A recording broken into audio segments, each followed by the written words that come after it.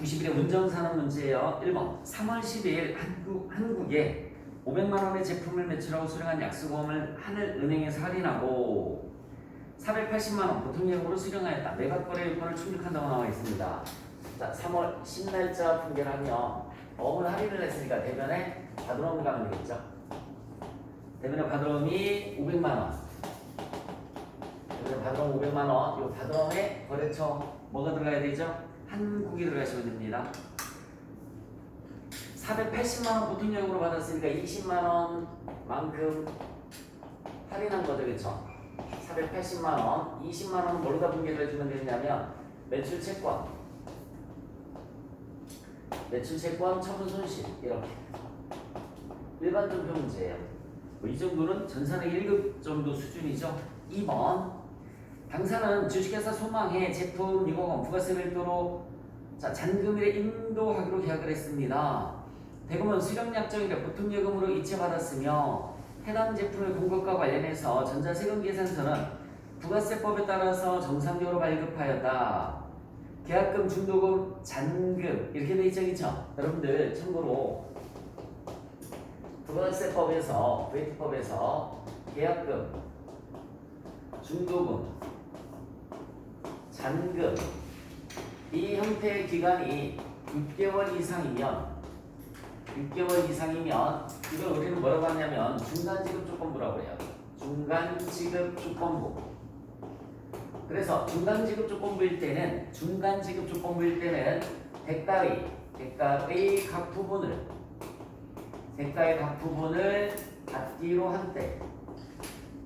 받기로 한 때가 공급시기예요. 이 공급시기라는 말의 의미가 바로 세금계산서를 발행해야 하는 시기, 발행해야 하는 시기. 자, 다시 한번 얘기해 줄게요. 부가세법에 따라서 정상적으로 발급하였다라고 나와 있죠, 그렇죠? 계약금, 중도금, 잔금의 기간이 6개월 이상이면, 지금 6개월 넘죠? 2022년, 2023년, 2024년, 요 6개월이 아니라 그치? 장기에. 그래서 이때는 중간지급조건부고요. 중간지급조건부는 대가의 각 부분을 받기로 한 때, 이때가 공급시기다. 그러면 오늘이 2022년 3월 16일이죠, 그쵸? 2022년 3월 16일이니까 3월 10, 나머지는 볼 필요 없어요. 1억 6,500 부가세 포함해서 보통예금으로 받았죠? 그것만 분계를 해주시면 돼요. 자, 그냥 보통예금이 1억 6,500 11번의 과세입니다. 11번의 과세고요. 자, 보통예금이 1억 6,500이고요. 대변에는 제품을 인도하기 전에 인도는 아직도 멀었잖아요. 2025년이잖아요, 그죠? 인도는 2025년이니까 아직 멀었습니다. 선수금이에요. 그래서 대변에 선수금이 1억 5천, VTA 수금이 1,500만 원 이렇게 가시면 돼요. 차라리 보통예금이 1억 6,500, 대변에 선수금 1억 5천, VTA 수금이 1,500만 원. 여러분 잠시만. 대가의 각 부분을 받기로 한 때 중간지급조건부 말고 또 뭐가 있을까요? 중간지급조건부 말고 요 조건이 뭐가 있어요? 장기 할부 판매. 그 다음에 또 하나 뭐가 있느냐면 계속적 공급, 전기 같은 거는 계속적 공급이 되는 거죠, 그렇죠? 네, 이런 거 장기 할부 판매, 계속적 공급, 중간지급조건부. 얘네는 대가의 각 부분을 받기로 한 때가 공급시기가 되는 거예요. 이때 세금계산서를 발행을 해야 되는 시기다라고 생각을 해주시면 되고요. 나머지는 분계하는 게 아니고 돈 받은 거 선수금으로만 이렇게 분계를 해주시면 됩니다. 3번 문제를 한번 보겠습니다. 현대자동차로부터 업무용으로 사용할 화물트럭을 외소로 구입하면서 아래와 같이 전자세금계산서를 발급하였다. 여러분 화물트럭이야, 그쵸? 화물트럭이니까는 51번의 과세입니다. 7월 1일 날짜는 51번의 과세가 되는 거죠. 51번의 과세. 차변에 차량 광고 공급가액이 얼마라고 나와 있나 세금계산서를 한번 보도록 하겠습니다. 3천만 원 나와 있죠. 차량 광고 3천만 원. 일단은 차만 분계를 한번 할게요. 공제받을 수 있으니까 VAT 대금이 300만 원이고요. 대금 결제는 전자세금계산서를 보시면은 대금결제 외상비 수납에 3,300만 원 가있죠, 그쵸? 결제했어요? 안 했어요? 안 했습니다. 미지급금이 되는 거죠. 때문에 미지급금 3,300만 원입니다. 차번에 차량 광고 3,000만 원, VAT 대금이 300만 원, 때문에 미지급금이 3,300만 원. 분개했죠? 자, 그 다음에 동차량 구입으로 인해서 의무적으로 매입해야 하는 채권. 액면가액 100만 원, 공정가치 80만 원을 액면금액으로 매입하고 대부분 보통예금에서 지급하였습니다. 채권은 매도하는 증권 투자자산으로 분류되며 매입 매출 전표에서 일괄 처리한다라고 나와 있어요. 우리 차 사거나 여기 봐요.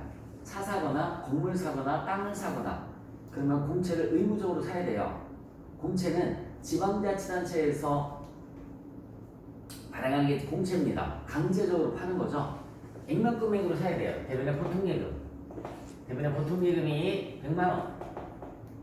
대변에 보통예금 100만 원. 액면금액이 100만 원이니까 차변에 매도가능 증권으로 분개를 하라고 그랬으니까 차변에 매도가능 증권인데 매도가능 증권 투자자산 코드번호가 178번이에요. 매도가능 증권이 두 가지가 있을 거예요. 매도가능 증권이 두 가지가 있을 건데 123번은 당좌자산이고요. 얘는 투자자산 코드번호는 178번입니다. 매도가능 증권은 근데 공정가치가 얼마라고 나와 있을까요? 공정가치가 80만 원 나와 있죠? 80만 원. 매도가능 증권 80만 원. 그러면 잠깐만 여기 보실래요? 7판. 액면금액이 얼마? 100만 원. 공정가치는 얼마? 80만 원. 얼마 차이 나죠? 20만 원. 80만 원짜리 100만 원 주고 사온 거야. 다시 한번. 이 공채의 현재 가치는 80만 원인데 100만 원 주고 사왔어요. 비싸게 사왔으니까 20만 원만큼 손해봤죠, 그렇죠? 그 손해본 만큼 차값에 포함시켜 주시면 되는 겁니다. 그래서 차량 운반부의 금액은 얼마가 되냐면 3,020만 원. 차량 운반부의 금액은 3,020만 원이 되는 거죠. 4번 문제를 한번 보도록 할게요. 9월 15일 날짜. 9월 15일 날짜. 유상증자로 주식 10만 주. 유상증자는 자본금이 증가되는 거죠, 그렇죠? 일단은 무조건 대변에 자본금을 쓰시고 보시면 돼요. 대변에 자본금. 유상증자니까 자본금이 증가되는 거란 말이에요. 자, 대변에 자본금이 10만 주 곱하기 액면금액이 5천 원이니까 5억 원이 되겠다. 대변에 자본금이 5억 원. 대변에 자본금 5억 원. 1주당 만 원에 발행하고 보통예금이 입금됐습니다. 차변에 보통예금은 10억 원. 차변에 보통예금이 10억 원. 그럼 여러분 잠깐만 이거부터. 유상증자의 뜻이 자본금이 증가되는 거라고 했잖아요, 그렇죠? 대변에 자본금 5억 원, 차변에 보통예금이 10억 원. 그럼 돈이 더 많이 들었죠, 그렇죠? 그러면 나머지가 주식 발행 초과금이에요. 그런데 잠깐만 기다려주세요. 나머지가 주식 발행 초과금 이렇게 됩니다. 자, 여러분들 주식 발행 초과금을 써주기 전에 뭘 먼저 찾아봐야 될까요? 주식 할인 발행 차금을 먼저 찾아봐야 되겠죠. 주식 할인 발행 차금을 먼저 찾아봐야 돼요. 얘는 합계잔액 시산표 가서 보시면 돼요. 다시 합계잔액 시산표 9월달 들어가보자. 합계잔액 시산표 9월 15일 날짜 들어가보세요. 합계잔액 시산표 9월 15일 날짜 들어가셨어요? 거기에서 컨트롤 F 눌러서 주식 할인까지 쳐볼까요? 컨트롤 F 눌러서 주식 할인까지 쳤더니 주식 할인 발행 차금이 얼마 나와 있습니까? 3천만 원 나와 있네요. 그러면은 여기 잠깐만요. 주식 할인 발행 차금 3천. 이렇게 얘를 먼저 써주는 거예요. 나머지가 나머지가 주식 발행 초과금이 되겠죠? 근데 잠시만 이 문제에서는 여기 끝난 게 아니라 또 있네. 주식 발행 관련된 수수료 1,300만 원 수표를 발행해서 지급하였다. 대변에 당좌예금이 또 1,300만 원이 가죠.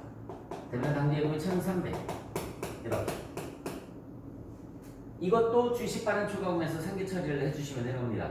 나머지가 그럼 얼마가 될까요? 5억 원에서 3천만 원 빼면 4억 7천, 4억 5,700? 4억 5,700만 원이 주식 발행 초과금이 되는 겁니다. 자, 이거 분개하는 순서 잘 봐요. 잠깐만. 차변에 보통예금 10억, 대변에 자본금 5억. 그럼 나머지가 주식 발행 초과금이 된다고 그랬죠. 이렇게 먼저 결론부터 지어놓고 주식 발행 초과금의 금액을 쓰기 전에 주식 할인 발행 차금을 먼저 찾아보라고 그랬잖아요, 그렇죠? 주식 할인 발행 차금 3천만 원 썼어요.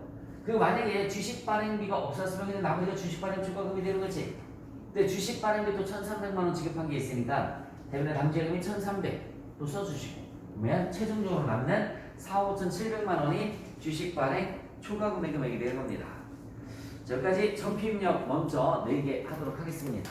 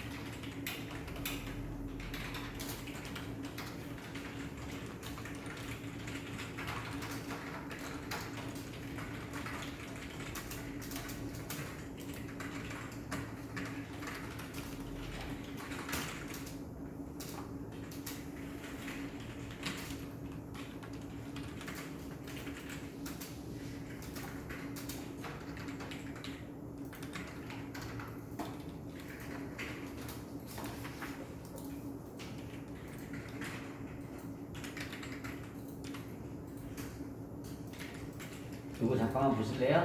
트럭 사각 공급 품목란에 트럭 들어가죠. 공급가인란에 들어갈 때는 3,020만 원이 아니라 그냥 3,000이 들어가는 거예요. 세금 계산서에서 발행된 금액이 3,000만 원이죠. 3,000만 원, 3,000만 원이 들어가는 겁니다. 저렇게. 그리고 네 거래처 집어넣으시면 되고요. 분계를 수정해 주시는 거예요. 분계를 차근에 차량 방도가 3,000이 아니라 3,020만 원 이렇게 분계를 수정을 해주시면 되는 겁니다. 그리고 차변에 매도가는 증권이 두 개 있죠. 123번, 178번 두 개 있는데 위에 있는 건 당좌자산 코드, 투자자산 아래 거 써주시면 돼요. 178번 써주시면 됩니다. 80만 원이고요. 대변에 미지급금이 3,300. 나머지는 보통예금에서 지급했다고 그랬으니까 보통예금이 100만 원 이렇게 처리를 해주시면 돼요. 그래서 공급가인란에 3,000만 원이 들어간다는 거 잊지 마시기 바랍니다. 전피님 다 하신 분은 다 하셨어요? 네. 다 하셨으면 빠져나와서 부가가치세 문제를 같이 한번 풀어볼게요. 부가가치세 1번. 입력된 데이터는 무시하고 다음 자료에 의해서 일기 확정 부가세 신고서를 작성을 해라 라고 나와 있습니다. 여러분들 일단은 부가세 신고서 작성하는 거니까 자 부가세 클릭을 하시고 일기 확정이라고 그랬죠? 일기 확정이면 4월 1일부터입니다. 텅 비어있죠? 채워볼까요? 첫 번째 거부터 매출 관련된 자료 봤더니 전자세금계산서 발급 매출이 3억 원 나와 있습니다. 1번에 들어가는 거죠? 3억 원이 1번에 이렇게 집어넣으시면 되고요. 직수출이 얼마라고 나와 있어요? 5천만 원 나와 있죠? 직수출은 영세율 기타란에 들어갑니다. 영세율 기타란에 5천만 원. 영세율 기타란에 5천만 원. 당사 제품을 현물 접대한 거 사업상 징여라고 하죠, 그쵸? 사업상 징여는 여러분 간주 공급으로서 세금 계산서 발행이 돼야 한대요.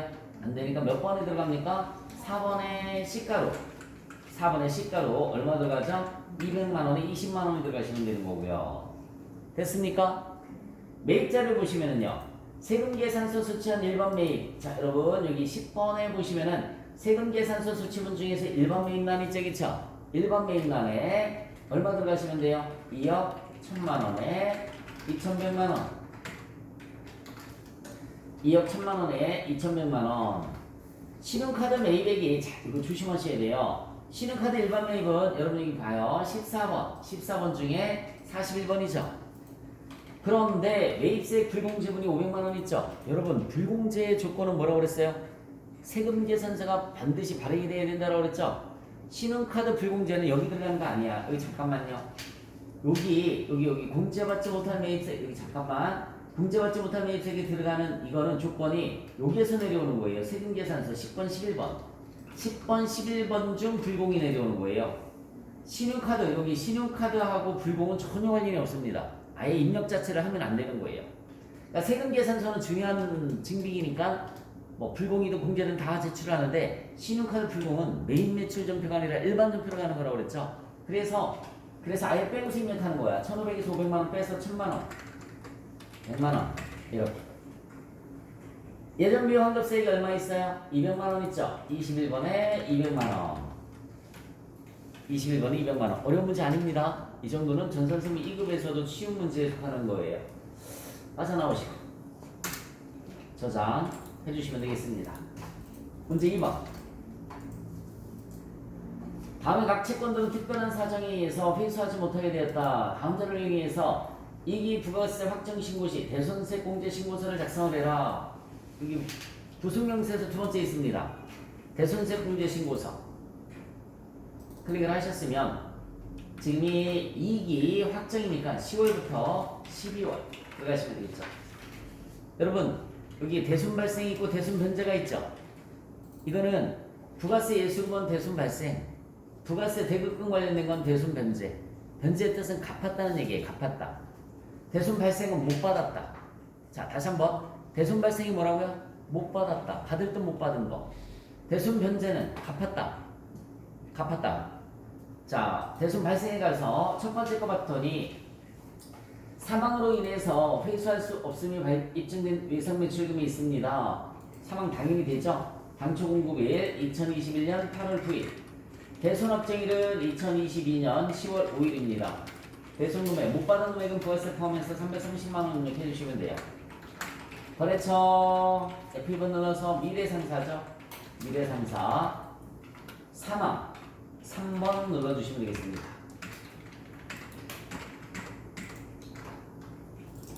자, 그 다음에 두 번째 거는 부도가 발생된 적이죠. 이게 좀 정확하게 내려고 하면 대손 확정일이 10월 20일이 아니라 부도 발생일이 10월 20일 이렇게 표시를 좀 했었으면 좋았을 텐데, 그죠? 어쨌든 뭐 비고란 대손사에 봤더니 부도 발생됐대요. 몇 월 며칠에 부도 발생됐대요? 2022년 10월 20날 부도 발생된 걸로 보는 거예요. 발생일로부터 6개월이 경과되지만 대손이 확정되는 거죠, 그쵸? 얘는 6개월이 아니라 10, 11, 12, 3개월도 채 안 지났잖아, 그치? 얘는 입력하면 된다, 안 된다? 안 된다고요. 만약에 대손 사유란에, 여러분, 대손 사유란에 대손 발생, 부도 발생이 아니라 부도 6개월 경과함 이렇게 하면 입력을 해야지, 그치? 부도 6개월 경과함 이렇게 나왔으면 입력해야지, 그죠? 근데 여기서는 대손 발생됐다라고 나와 있으니까는 부도 발생됐다라고 나와 있으니까 6개월이 아직 경과가 안 된 겁니다. 자, 그 다음은 파산 될 것 같죠? 근데 대여금은 입력하는 거 아니지. 여러분 여기 봐요. 이 대손세액은 부가세 예수금을 뜻하는 거예요. 대여금에 부가세가 있어요, 없어요? 없단 말이야. 이거는 여러분들 혼란을 주기 위해서 낸 겁니다. 대여금은 절대 입력하는 거 아니에요. 부가세가 없어요. 이거는 대손세액은 부가세, 그죠? 예수금 관련된 거니까. 수면시 완성 외상매출금이 있죠? 됩니다. 2019년 11월 25일, 2022년 11월 25일, 3년 플러스 3년이 수면시 확정일이에요. 금액은 100만 원이죠. 100만 원. 그러면 대손세금 99,909원 이렇게 나옵니다. 거래처는 상생입니다. 거래처는 상생. 수면시 완성 6번 찍어주시면 되겠네요. 6번. 두 건만 이렇게 입력을 해주시면 돼요. 두 건만. 그래서 조심해야 될 거는 그거 대손 사유를 안에 있는 거 부도 발생이 됐다. 그러면 대손 확정일이 아니라 네, 부도 발생일로 다 봐줘야 되고요. 플러스 6개월 해야지만 경과가 되는 건데 6개월이 아직 경과가 안 됐으니까 입력하시면 안 됩니다.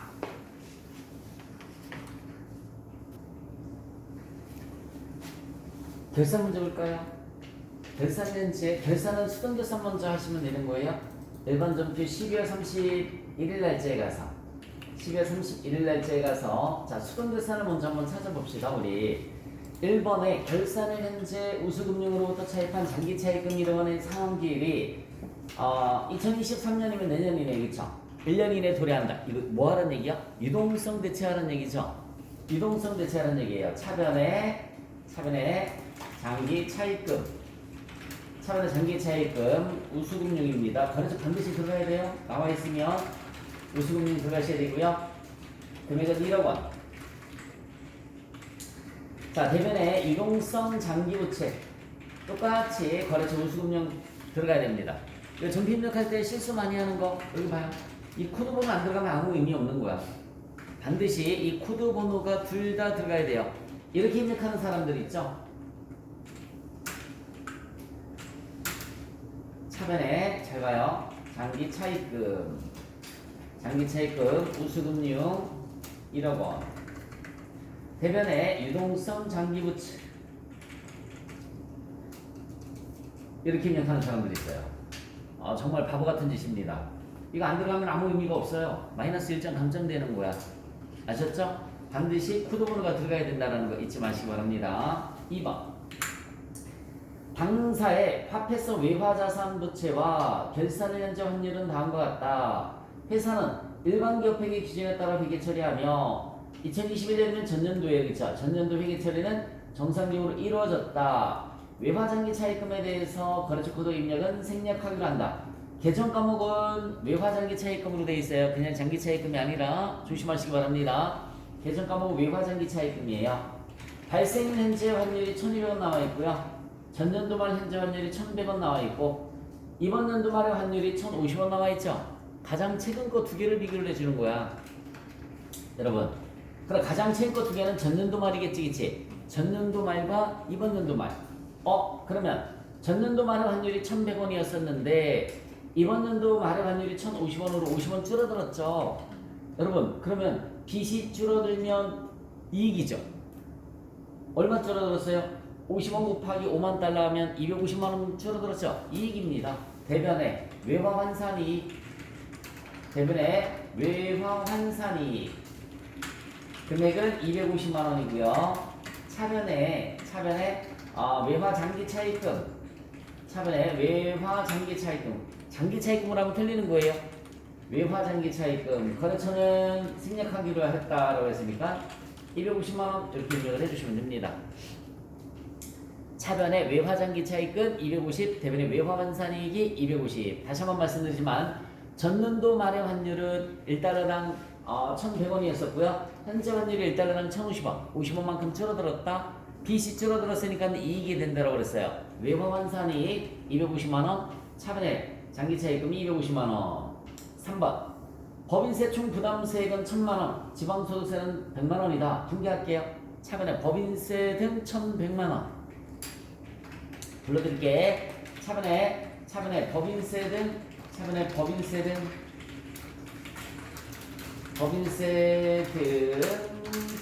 원이고요. 대변에는요. 미리 납부한 선납세금이 있습니다. 대변에 선납세금이 얼마냐면은 선납세금 다 더하면 얼마일까요? 여러분들 법인세, 중간연합세, 원천세 다 더해주시면은 554만 원. 그죠? 554만 원. 나머지는 대변에 미지급세금으로 분개를 해주시면 되겠죠? 미지급세금 546만 원입니다. 그럼 왜 예수금이 왜 나왔을까요? 여러분들 틀리라고 나온 거지 뭐. 헷갈리라고. 예수금이랑 법인세랑 전혀 관련이 없죠? 예수금이랑 법인세랑은 전혀 관련이 없습니다. 그래서 차변에 법인세는 1,100만 원. 차변에 법인세는 1,100만 원. 대변에는 예수금이 아니라 선납세금. 중간연합세액 원천징수분 다 더해서 554만 원이고요. 나머지는 미지급세금이 되는 겁니다. 됐어요? 자, 4번 문제 보도록 하겠습니다. 기말 현재 제품은 다음과 같다. 결산을 완료해라. 제품의 잔고 금액이 3,000만 원이고요. 순실현 가능액이 2,500만 원이다. 제품의 시가 순실현 가능액은 일반기업회 기준상 저가법 사유로 인해서 발생된 것이다. 우리 재고자산 평가이익은 인정을 안 하지만 평가 이익은 인정을 안 해요. 재고자산이 저가법이기 때문에 평가 손실을 인정을 합니다. 통계 안 해도 돼요. 빠져나와서 자동결산 들어가 볼까요? 결산자료 입력 1월부터 12월 반드시 1월부터 12월이에요. 1월부터 12월 들어가서 여기 보시면은 잠시만요. 제품까지 내려가 볼게요. 이렇게 제품 평가 손실 입력하는 곳이 있죠, 그쵸? 여기다 입력하시면 돼요. 얼마 떨어졌어요? 장부 금액이 3천만 원인데 순실은 가능액이 2,500이니까 500만 원 떨어졌죠? 네, 500만 원 입력하시고 기말 제품 재고액에는 장부 재고액 3천만 원 입력해 주시면 됩니다. 기말 제품 재고액에는 장부 상금액 3천만 원 입력해 주시면 되는 거예요. 장부 상금액 3천만 원. 자, 평가 손실 500만 원, 장부 상금액 3천만 원 입력하셨죠? 다 입력했으면 반드시 이거 안 누르면 틀려요. 전표 추가. 반드시 전표 추가 yes. 이렇게 먼저 눌러 주셔야지 되는 겁니다. 전표 추가 yes. 됐어요? 네, 빠져나와 주시면 되겠죠. 그래서 4번 문제는 수동결산하고 자동결산을 해도 되는데 그냥 자동결산에 가서 하는 게 편하잖아, 그지? 저기 가서 입력하시고 전표 추가 버튼 눌러주시면 되고요. 자, 시간 5분 정도 먼저 드리겠습니다. 원천징수 먼저 해보시기 바랍니다.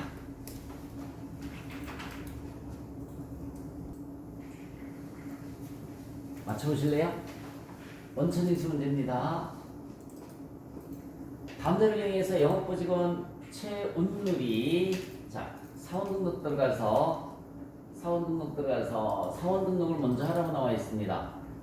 몇 번으로 100번 이름이 최운율이 맞춰보세요. 주민등록번호 820213123456 7번이고요. 입사일은 2020년 1월 1일입니다.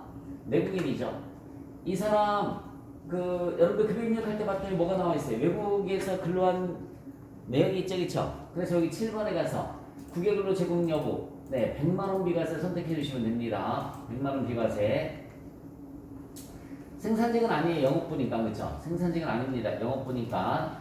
밑에 국민연금 보수원액 같은 거 자료는 없으니까 상관없고요. 자, 추가 자료 계속 읽어보도록 하겠습니다. 회사는 해당 근로자, 주주도 아니면 특수관계자도 아니라고 나와 있어요. 자, 그냥 일반 근로자가 사택을 제공받았을 때는 과세급여가 아닙니다. 비과세예요. 그러니까 세금하고 관련이 여기 입력하는 거 아니에요. 자가운전보조금은 개인 소유의 차량을 업무 목적으로 사용하는 것에 대한 지원금이다. 그래서 비과세고요. 회사는 매월 동일한 시대 보조금을 지급하고 있으며 별도의 음식물은 제공받지 않습니다. 그래서 비과세예요. 국외근로수당은 미국 플로리다에 있는 지점으로 발령받아 근무함으로써 발생한 근로소득이다. 당사는 제조, 도소매업을 영위하는 회사이다. 국민연금 등은 상기 자료를 제공한다.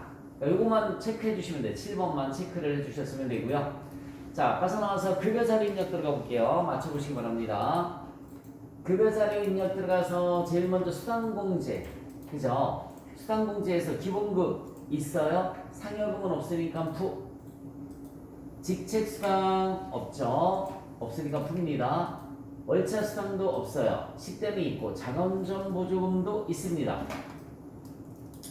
야간근로수당 없으니까 사용여부 풀어다 해주시면 되고요. 자, 그 다음에 초과근무수당은 과세가 되는 거죠. 영업부니까 초과. 영업부니까 초과근무수당 과세입니다. 그 다음에 국외근로수당 비과세라고 그랬어요. 2번에 국외근로수당 비과세라고 그랬습니다. 비과세일 때는 F2번 눌러서 유형 선택해 주셔야 돼요.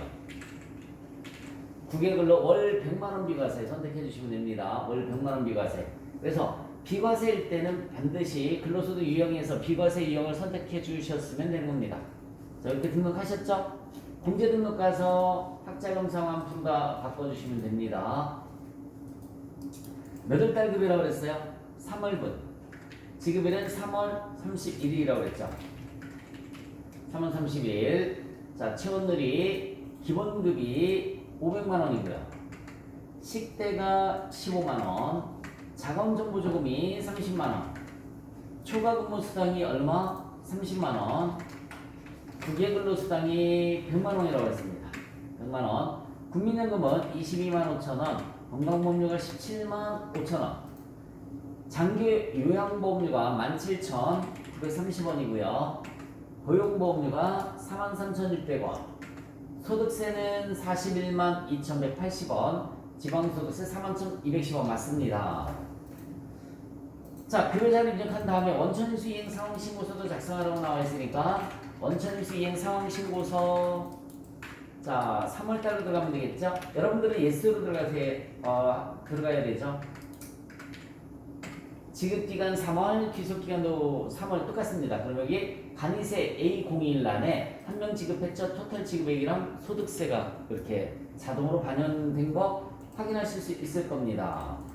됐어요. 빠져나와서 적용하시고 2번 문제 봤더니 확정 급여형 퇴직연금에 가입되어 있으며 10월 1일 퇴사한 직원 1명의 퇴직금 산정액이 2,500만 원인데 기불입됐다는 말은 이미 다 입금했다는 얘기죠. 그렇죠? 이미 입금된 퇴직연금이 1,900만 원밖에 없어요. 이 사람의 퇴직금이 얼마인데 2,500인데 1,900만 원밖에 없어서 추가로 얼마 넣어줬습니까? 600만 원 개인연금 퇴직계좌로 넣어줬죠. 그렇죠? 입금일은 10월 15일이라고 나와 있고요.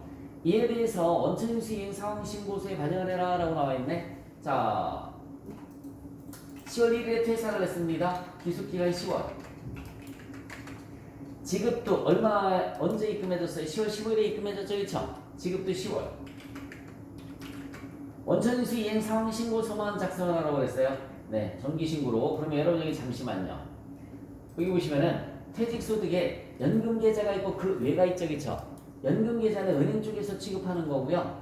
우리 일반 회사는 전혀 관련이 없어요. 그 외란에 인원 한 명이고요. 토탈 지급 금액이 1,900에다 600만 원 추가로 불입했으니까 2,500이에요. 세금은 나중에 여러분 우리 회사에서는 우리 회사에서는 연금 계좌에 넣어줬지. 그 종업원이 나중에 찾아가야지 세금을 떼는 거죠. 그렇죠? 누가 원천 인수하는 거예요? 그러면 은행이 원천 인수하는 거란 말이야. 회사는 연금 계좌에만 넣어준 거예요. 그래서 여러분 이렇게 연금 계좌에 넣어줬을 때는 이렇게 처리를 해주시면 끝나는 겁니다. 소득세는 우리가 원천 인수하는 게 아니라 나중에 IRP 계좌에서 종업원이 해지할 때 그때 은행에서 원천 인수를 하는 거고요. 다시 한번 얘기해 줄게요. 이 연금 계좌 건들면 된다 안 된다? 안 된다. 이건 은행 쪽에서 신고할 때 쓰는 거고요. 일반 회사는 다 그 외란에 들어가시면 되고 이렇게 연금 계좌에 넣어줬을 때는 소득세는 입력하지 않습니다. 여기까지만 해주시면 되는 거죠. 자, 빠져나와서 저장해 주시면 되겠죠. 그래서 문제 있어요? 없죠? 네, 91회까지 살펴봤습니다.